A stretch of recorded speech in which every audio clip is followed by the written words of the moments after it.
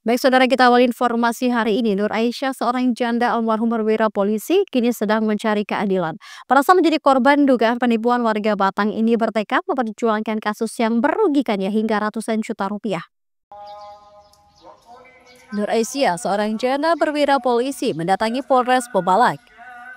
Didampingi kuasa hukumnya, ia meminta kejelasan terkait kasus dugaan penipuan cek kosong 350 juta rupiah yang ia laporkan sejak tahun 2023.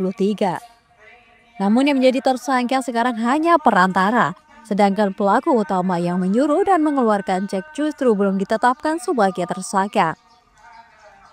Penasehat hukum korban Huseinda Kusuma menyebut kasus ini bermula saat kliennya diperkenalkan oleh seseorang berinisial J kepada DY yang mengaku memiliki proyek pembebasan lahan di Pemalang. Namun tawaran proyek tersebut berubah menjadi permintaan pinjaman uang dengan alasan untuk biaya survei dan persiapan pencalonan DY sebagai Bupati Pemalang. Korban sudah menyerahkan uang sekitar 100 juta rupiah ke terduga pelaku. Ia mendapat iming-iming pengerjaan proyek dan diberikan cek 350 juta. Namun saat hendak dicairkan ternyata kosong. Hingga kini hanya satu orang berinisial J yang telah ditetapkan sebagai tersangka.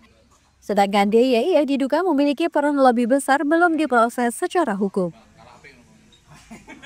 Jadi perkara ini sudah berlangsung terlalu lama ya, sudah dari sejak awal laporan itu di tahun 2023 sampai sekarang 2025, dan baru di tahun 2025 di bulan September itu tersangkanya P21.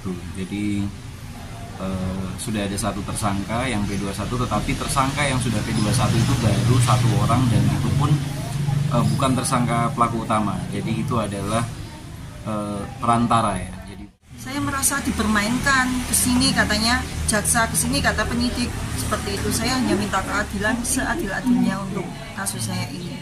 Dampak dari kasus ini terhadap ibu dan keluarga bagaimana?